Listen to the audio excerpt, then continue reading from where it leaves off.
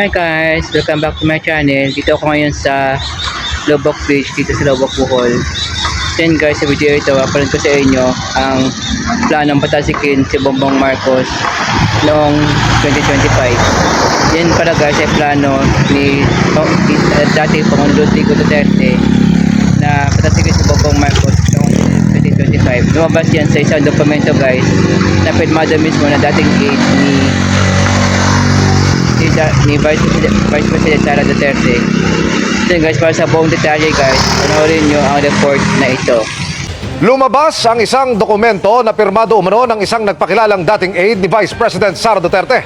Laman ito ang plano umano noon ni dating Pangulong Rodrigo Duterte na patalisikin sa pwesto si Pangulong Bongbong Marcos sa taong 2025 para mapaupo sa pwesto ang anak niyang bise. At kung hindi magtagumpay, aabot pa umano ito sa assassination ni Marcos. Nakatutok si Tina Panganiban Perez. Nakuha ng GMA News ang liham na ito mula sa isang reliable source sa kampo ni Ramil Madriaga.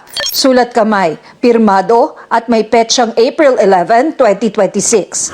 Si Madriaga ang nagpakilalang dating aide at bagman umano ni Vice President Sara Duterte at isa sa mga pinahaharap na testigo sa impeachment proceedings na isinasagawa ng House Committee on Justice.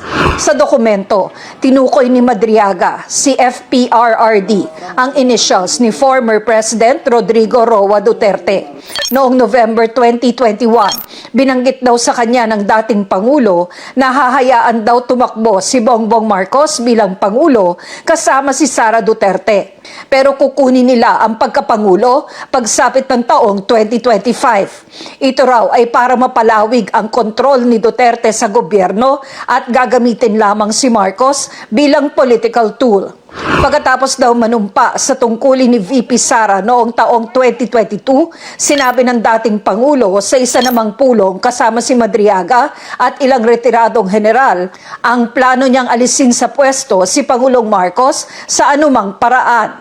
Uupo bilang Pangulo ang anak niyang si Sara Duterte at maaari pa rin itong tumakbo sa 2028 presidential elections. Dagdag pa raw ng nakatatandang Duterte, alam daw ni Pangulong Marcos na bababa siya sa pwesto sa 2025 at ibibigay ito kay VP Sara.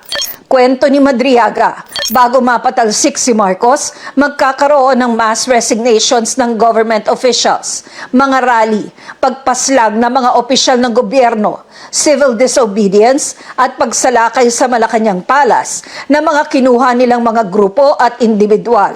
Ito raw ang assignment ni Madriaga, ang mag-recruit ng mga makikibahagi, kabilang ang mga kriminal at kahit mga sindikato. At kapag nagkakagulo na, ito raw ang magiging daan para magsagawa ang militar ng kudeta. Kung hindi raw kusang bababa sa pwesto si Marcos o mag-excel sa Amerika, papatayin daw ito. Hinihinga namin ang reaksyon dito si Vice President Duterte, pero dati na niyang itinanggi na nagtrabaho sa kanya si Madriaga. All systems go na sa hearing na isasagawa ng House Committee on Justice bukas sa impeachment complaints laban kay Vice President Sara Duterte. Isa si Ramil Madriaga sa mga haharap at sasagot sa clarificatory questions ng mga kongresista. Tinanong namin kung kasama ito sa mga tatalakayin bukas. If it is irrelevant to the accusations against the Vice President, particularly dito po sa misuse of confidential funds, tingin ko hindi po yun maisasama doon po sa mga pwede pong pag-usapan. Mahalaga po na we remain focused on the specific allegations relating to the impeachable offenses against the Vice President. Pag hindi po ito within that parameter, hindi po yun dapat talakayin po ng komite.